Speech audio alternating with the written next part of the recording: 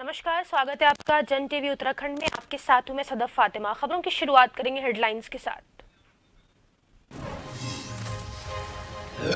चारधाम यात्रा शुरू होने से पहले सीएम धामी पहुंचे देहरादून के टपकेश्वर महादेव मंदिर, पूजा अर्चना कर लिया आशीर्वाद। वहीं हिल की बात में युवाओं से किया संवाद।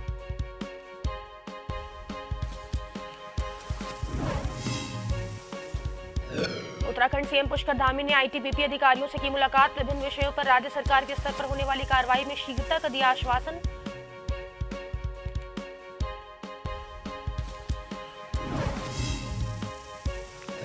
मसूरी देहरादून मार्ग पर हो रहा पुरानी बसों का संचालन, बीच रास्ते होती है खराब। यात्रियों के जीवन से खिलवाड़, पिछले दिनों हुए बस हादसे में गई थी 2 लोगों की मौत।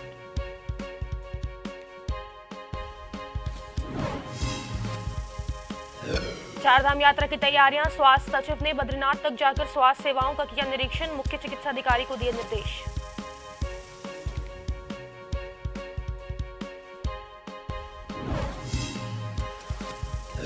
बड़गांव में मां भगवती का प्राचीन मंदिर, ससुराल से 3 दिन के लिए मायके आई माता, भक्त सेवा पूजा कर ले रहे आशीर्वाद।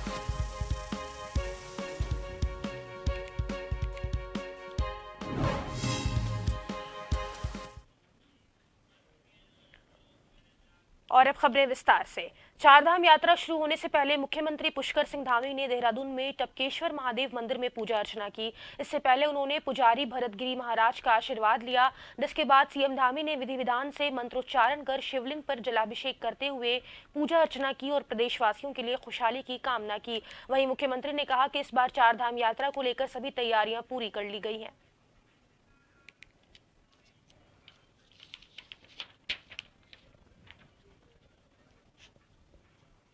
भगवान टपकेश्वर हमारे देवादी देव हैं और उनकी कृपा से हमारी चारधाम यात्रा बिना किसी विघ्न बाधा के संपन्न हो।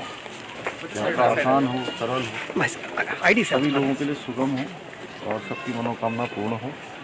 राज्य पर भी भगवान की कृपा दृष्टि बनी रहे और आने वाले समय में जो हमारे प्रधानमंत्री आदरणीय मोदी जी ने कहा है कि 21वीं सदी का तीसरा दशक उत्तराखंड का दशक होगा, यानी कि अगले 10 साल उत्तराखंड के प्रगति के होंगे, उत्तराखंड की गति के होंगे, उत्तराखंड की उन्नति के होंगे। भगवान से प्रार्थना। सीधा रुख कर लेते हैं राजस्थान के भरतपुर का, जहां पे अमित शाह भरतपुर में संबोधित कर रहे हैं।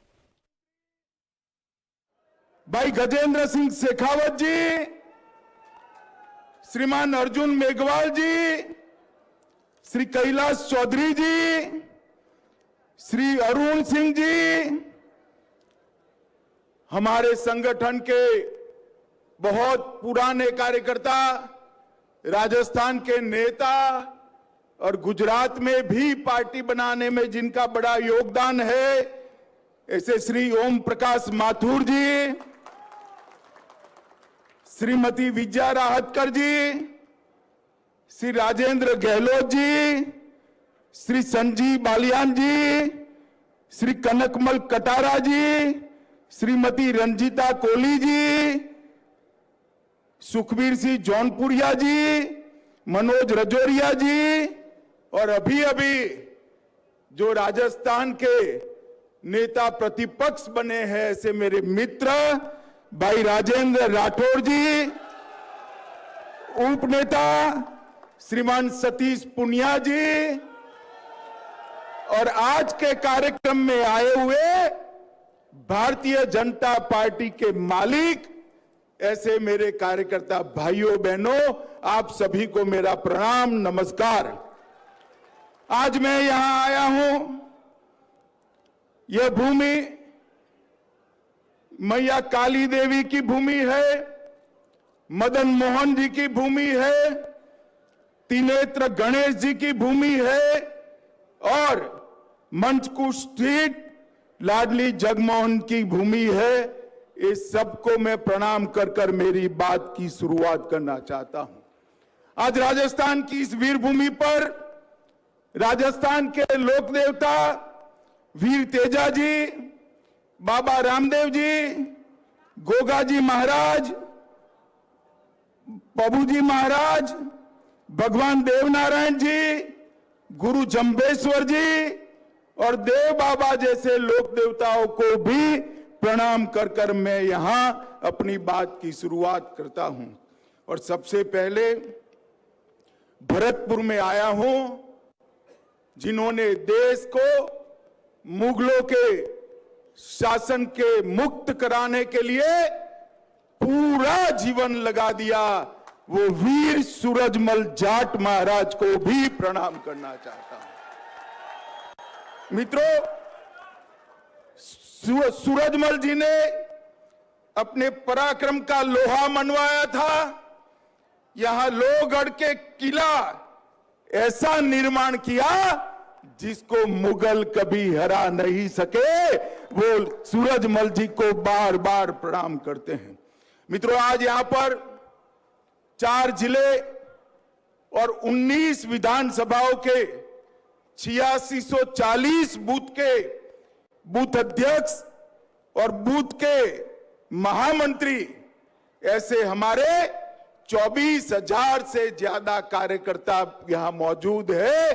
आप सभी एक बार भारतीय जनता पार्टी के राजस्थान भर के कार्यकर्ताओं के लिए ताली बजाकर कार्यकर्ताओं का स्वागत करिए।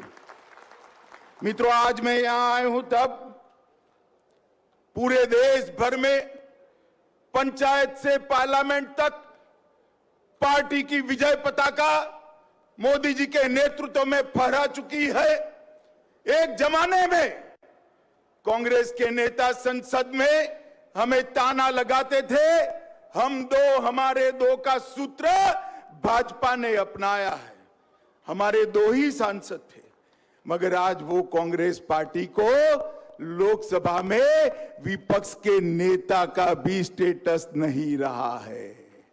मित्रों, ये जो दिन है, आज ये भारतीय जनता पार्टी का यश है, ये भारतीय जनता पार्टी का विस्तार है। वो हमारे बूथ के कार्यकर्ताओं के पराक्रम और हमारे बूथ के कार्यकर्ताओं के परिश्रम के आधार पर है।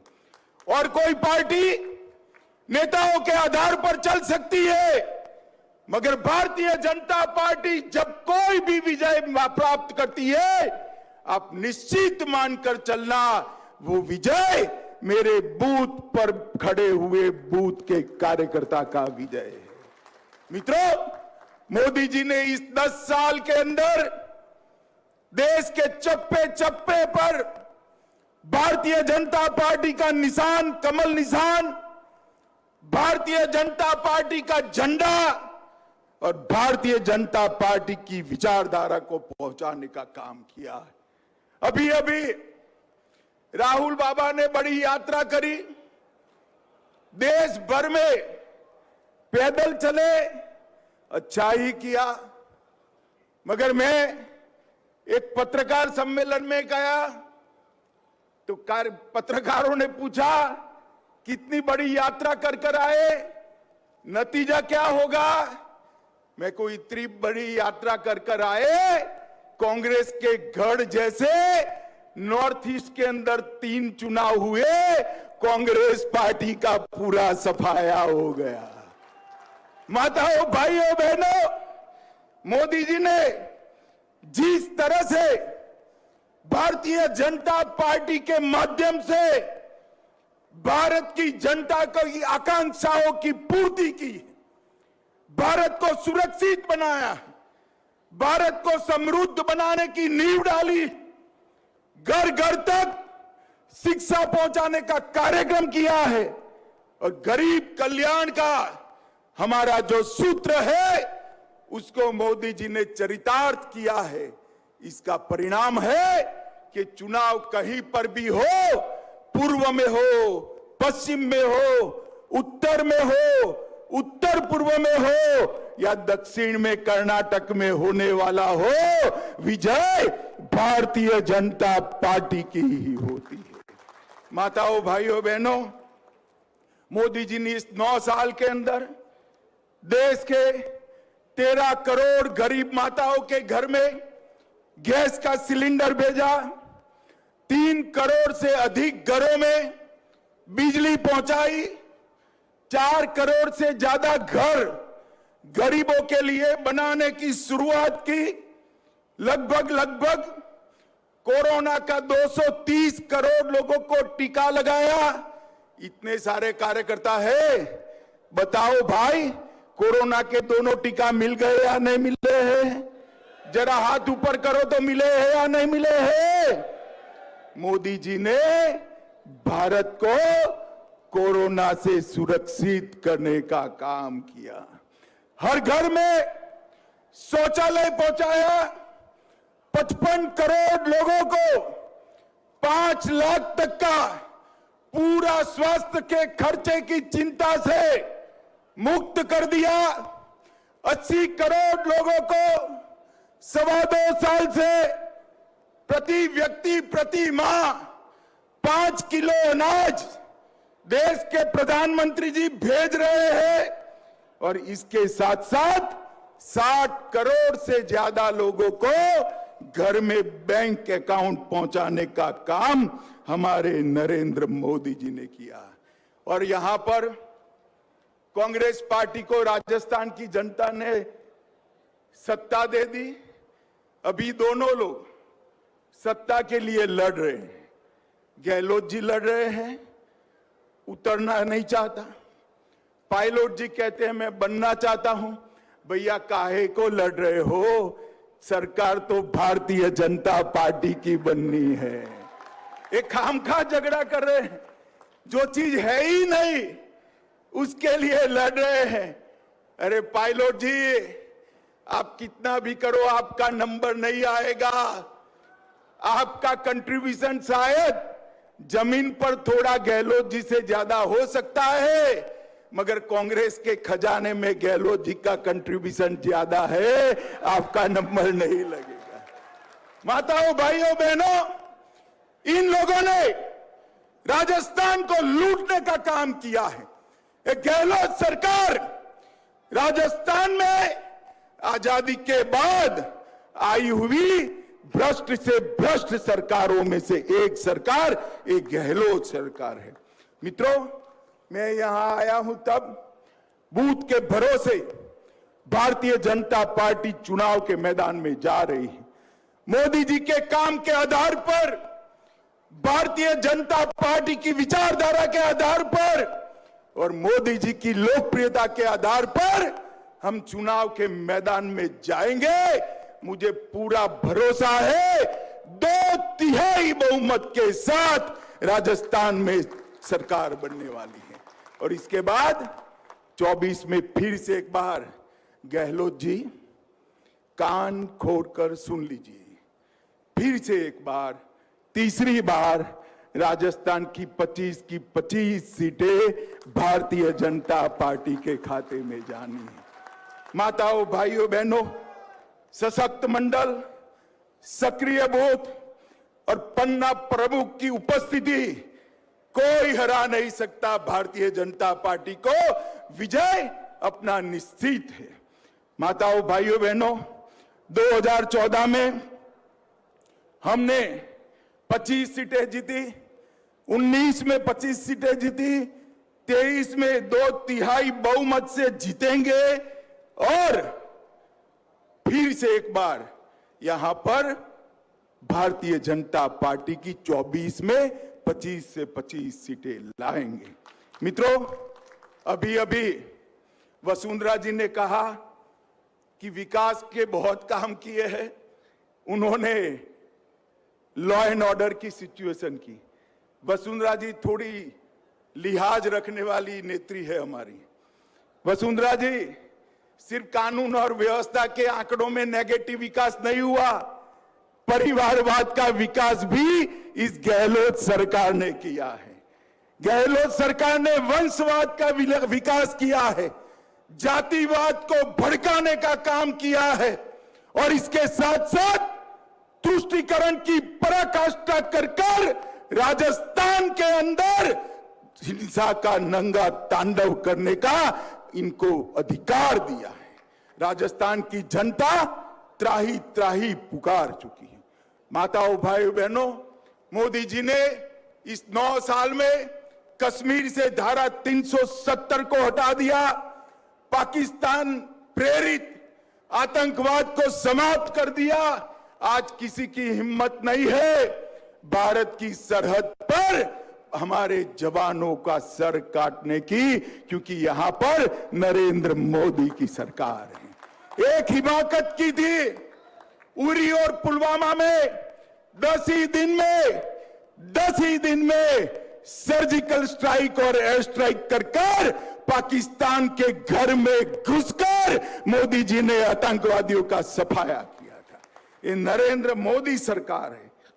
मित्रों, यहां पर गहलोत सरकार में 2 दर्जन से अधिक पेपर लीक हो चुके हैं, मगर गहलोत साहब अभी भी सत्ता चाहते हैं। क्यों गहलोत साहब, सेंचुरी लगानी है क्या? राजस्थान की जनता आपको अब मौका नहीं दे सकती। हर क्राइम के हर हेड के अंदर नए रिकॉर्ड बने हैं और इसके साथ साथ महिलाओं के साथ अत्याचार के मामले खूब बढ़े हैं। अलवर के थाना गाजी में पति के सामने पत्नी पर बलात्कार किया गया। महिला शिक्षक को राजधानी में जिंदा जलाया गया। दौसा में आदिवासी महिला पर गैंग रेप किया गया। बलोत्रा में दलित महिला पर रेप कर उसे एसिड से जला दिया और बुजुर्ग महिला के पैर काटकर कड़े निकालने की भी घटना हुई है, मगर गहलोत जी के सर पर जू नहीं रेंगती। भाइयों और बहनों, ये तुष्टीकरण में टॉप मार्क लेने वाली सरकार है। श्री कृष्ण की क्रीड़ा स्थली में अवैध खनन को रोकने के लिए बाबा विजयदास जी को आत्महत्या करनी पड़ती है। छबड़ा, भीलवाड़ा, करौली, जोधपुर, चित्तौड़गढ़, नौहर, मेवात, मालपुरा और जयपुर में सुनियोजित दंगे होते हैं, मगर गहलोत सरकार वोट बैंक की लालच में कोई कड़े कदम नहीं उठाती। हमारे गुजरात में भी बम ब्लास्ट हुए थे, राजस्थान में भी बम ब्लास्ट हुए थे। वसुंधरा जी की सरकार थी, सबको पकड़कर जेल में डाला, फांसी की सजा हुई। गुजरात में भी फांसी की सजा हुई। हाई कोर्ट में अपील थी। वोट प्राप्त करने के लिए गहलोत सरकार ने ढंग से आर्ग्यूमेंट नहीं किए और सारे बम ब्लास्ट के आरोपी छूट गए। अरे गहलोत जी, शर्म करो, शर्म करो। जो मर चुके हैं, बम ब्लास्ट के विक्टिम हैं, इनके मृत्यु पर आप राजनीति कर रहे हो, वोट बैंक की राजनीति कर रहे हो। आप क्या समझते हो? राजस्थान की जनता समझती नहीं है। इस सारी चीजों को राजस्थान की जनता देख भी रही है, सुन भी रही है और मन भी बना चुकी है। आपका जाने का समय अब निश्चित हो गया है। ये सरकार सिर्फ अब अपना संवैधानिक आयुष्य पूरा कर रही है। ये सरकार जनता के मन पर से उसी दिन निकल गई जिस दिन रामनवमी की शोभा यात्रा पर रोक लगा दी और भगवा झंडा लगाने पर आपने प्रतिबंध कर दिया। गहलोत जी, राजस्थान की सरकार है, जनता ये सहन नहीं करेगी। आपकी तुष्टीकरण की राजनीति का चप्पे चप्पे पर वोट देकर जवाब देगी। आप क्या समझते हैं चुप रहेगी राजस्थान की जनता? आपने वोट बैंक की राजनीति की पराकाष्ठा की है। माताओं, भाइयों, बहनों, ये सरकार 3 डी के आधार पर चलती है। पहला डी दंगे का डी है, दूसरा डी महिलाओं से दुर्व्यवहार का डी है और तीसरा डी दलितों पर अत्याचार का डी है। ये 3D सरकार राजस्थान की जनता अब नहीं रहने देगी। बेकार युवा, बेरोजगार युवा देश में सबसे ज्यादा दर से अगर बेरोजगारी कहीं बढ़ी है तो राजस्थान के अंदर बढ़ी है। मित्रों, ये पायलट जी कोई भी बहाना कर यहां पर धरने पर बैठ जाए, मगर समझ लो कांग्रेस पार्टी में मैं पायलट जी को भी कहने आया हूं, आपका नंबर पायलट जी कभी नहीं लगेगा, क्योंकि मैंने कहा उस तरह से कांग्रेस के खजाने में कंट्रीब्यूशन आपका कम है, आप कर नहीं सकते हो। गहलोत जी ने राजस्थान की जनता को, राजस्थान की सरकार को भ्रष्टाचार का अड्डा बनाकर लूटने का काम किया है, और वो भ्रष्टाचार का खजाना कांग्रेस के खजाने में गया है। मित्रों, मोदी सरकार ने राजस्थान के अंदर ढेर सारा विकास किया है।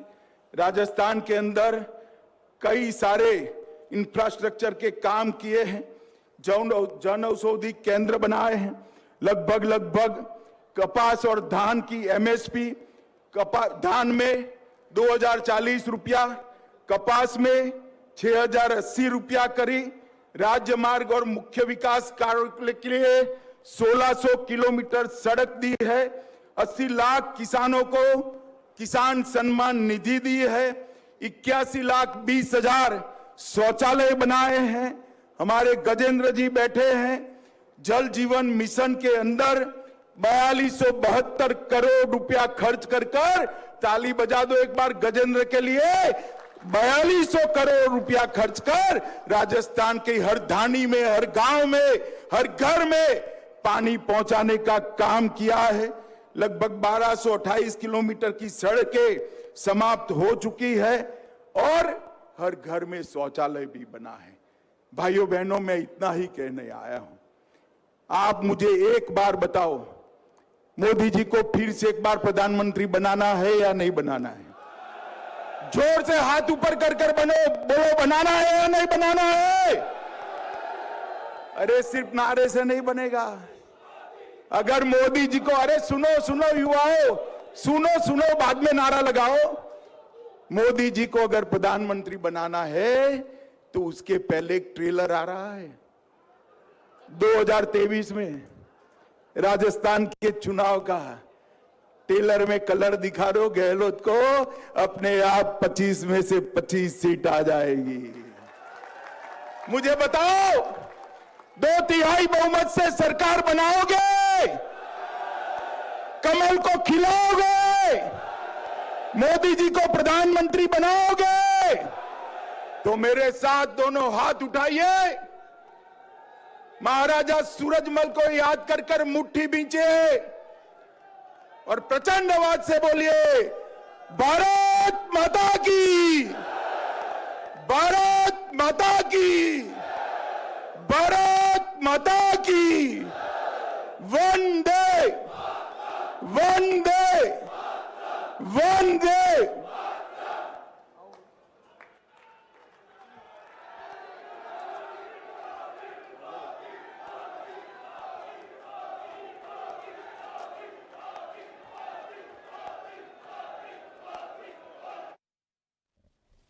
देहरादून में आईटीबीपी के अधिकारियों ने मुख्यमंत्री पुष्कर सिंह धामी से मुलाकात की। इस दौरान उन्होंने कई कार्यकलापों की जानकारी मुख्यमंत्री को दी, जिसके बाद सीएम धामी ने आईटीबीपी के कार्यों की सराहना की और उनसे संबंधित कई विषयों पर राज्य सरकार के स्तर पर होने वाली कार्रवाई में शीघ्रता का आश्वासन दिया। वहीं मुख्यमंत्री ने शहीद टीकम सिंह नेगी की पत्नी को सेवायोजित किए जाने के मामले में कहा कि राज्य सरकार पूरी तरह से शहीद के परिवार के साथ खड़ी है।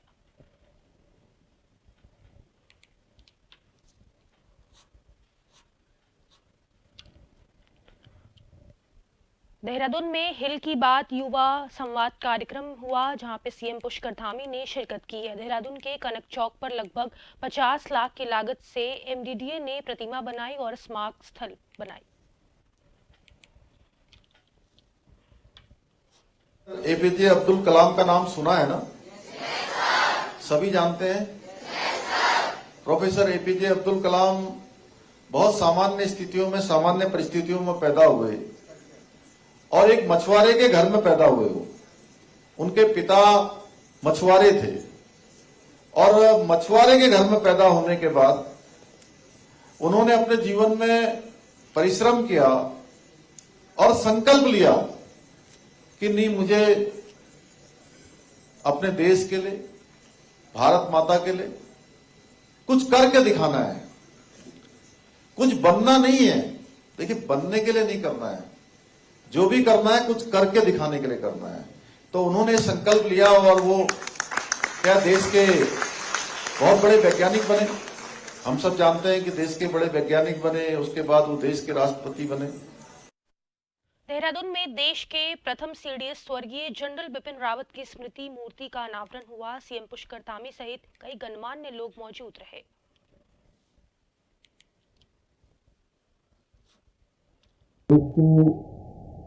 पहले सीडीएस और हम सबके गौरव, भारत माता के सपूत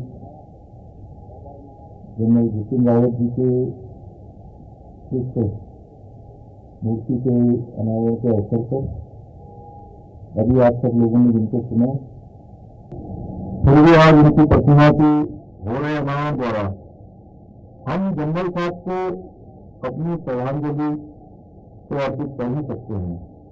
कहीं न कहीं उनका स्मरण और कहीं न कहीं इस प्रकार का विश्वास और उनकी प्रतिमा लगाया जाना निश्चित रूप से आने वाली जो हमारी पीढ़ी है वह उनको अपने स्मरण में रखेगी, उनको याद करेगी कि जनरल साहब ने किस बहादुरी से सेना के अंदर काम किया। एक बड़ा इतिहास और एक बड़ा रास्ता आने वाले नौजवानों के लिए, देश की वीरता और देश के शौर्य को जो उन्होंने अपने कामों से हम सब के लिए प्रेरणा के रूप में छोड़ा। और इस वक्त की बुलेटिन में बस इतना ही। मुझे दीजिए इजाजत। नमस्कार।